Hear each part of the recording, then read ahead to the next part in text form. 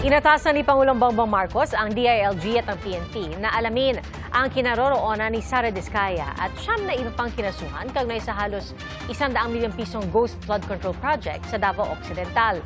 Ayon po sa Pangulo, yan ay para maaresto sila agad sakaling hindi lumabas ang arrest warrant laban sa kanila.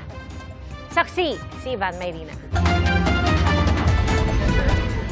Setyembre na mag-inspeksyon ng DPWH at Independent Commission for Infrastructure sa flood control project sa Barangay Kulaman sa Jose Abad Santos, Davao Occidental. 2022 pa idineklarang tapos ang proyekto na nagkakahalaga ng halos 100 milyong piso. Pero nang inspeksyonin, hindi pa pala ito kumpleto. Natuklasan ng Ombudsman yung mga isinumbiting final billing, certificate of completion at inspection reports ay falsipikado o hindi tumutugma sa aktwal na kalagayan ng proyekto.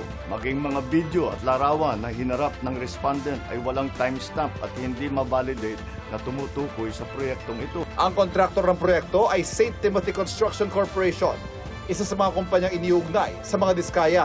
Ngayong hapon, naghaya ng Ombudsman sa Digo City RTC ng kasong malversation of public funds at paglabag sa Anti-Graft and Corrupt Practices Act laban sa mga opisyal ng St. Timothy na sina Sara Diskaya at Maria Roma Angeline Rimando. Kasama sa kinasuhan ang 8 opisyal ng DPWH Davao Occidental District Engineering Office.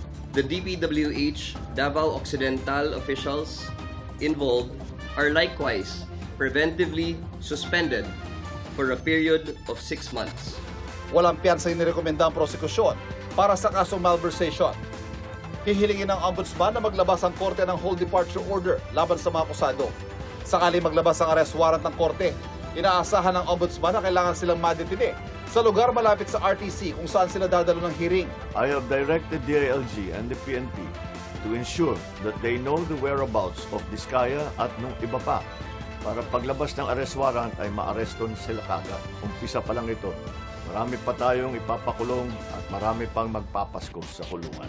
Sinisika pa namin makuha ang panig ng mga kinasuhan ng Ombudsman. Ang lokal na pamahalaan naman ng Pasig City, naglabas ng closure order laban sa siyam na kumpanyang pag-aari ng mga diskaya, kabilang ang St. Gerard Construction. Binawi ng LGU mga business permit ng mga ito dahil umano sa mahigit 1 bilyong pisong hindi nabayarang buwis. Gayon din ang pag-operate ng walang occupancy permit. Kinansela rin nila ng Philippine Contractors Accreditation Board ang kanilang lisensya, kaya hindi rin sila pwedeng pumasok sa anumang contracting activities. 2 luxury vehicle naman ng mga diskaya ang naisubasta sa public auction ng Bureau of Customs kanina. We have an outright winner. Congratulations, RCME Metal Products.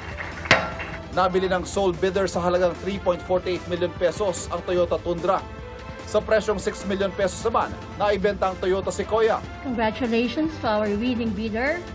Nauna nang naipasubasta ang 3 mamahaling sasakyan. Hindi naman nabili pa ang 2 pinakamahal na unit, ang Rolls-Royce Cullinan at Bentley Bentayga, kahit ibinaba na ang floor price ito o yung pinakamababang tatanggapin na bid. Ay, yung dalawa medyo mataas ang presyo eh. Alam mo, hindi naman masyado dito sa atin na gagamit ka ng ganun. Kaya sayang lang yung pera. Pinag-aaralan ng BOC kung anong magiging hakbang nila para sa hindi nabiling luxury cars. Yun nga, nag-auction na tayo, and if it will have 2 failed biddings, we can now accept direct offers. No? Ito na yung negotiated sale option. No? Again, if there will be a direct offer, it will be considered by the commissioner kung acceptable. No?